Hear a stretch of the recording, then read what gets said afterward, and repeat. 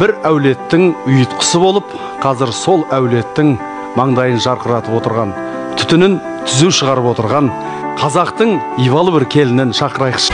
Әйгерім Өмірзақ 32 жаста. Ол шаңырақты шаттыққа бөлеп, өзгеге үлгі болып отырған келін. Осыдан 10 жылдай бұрын оның енесі өмірден озған.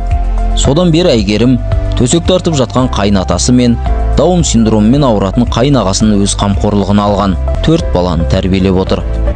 Келін болып түскеніме 8 жыл болды. Жігітіңізбен жүріп жүрген кезде отбасы жайлы айтты ма? Денсаулығында ақау бар, бауыры бар екенін айтып еді? Енді қиын емес деп айтамаймын, расында қиын, ауру кісіге қараған.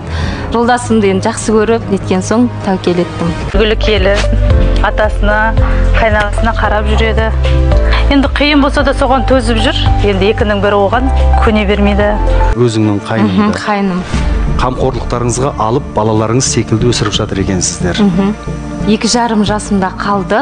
Енеміз бір жағдайлармен қатты ауырды да, өмірден солай кетті. Тұңғышың сол бала деп есептеу? Иә, келін болып қалай түстім, маған жақын болды ол. Сол кезден бастап өзім бауырыма басып, жуындырып, жаңағыдай қараған болатын өз баламды. Алтын құрсағаныңа сәлем айт, рахмет. Сен сияқты текті қыз туғанына.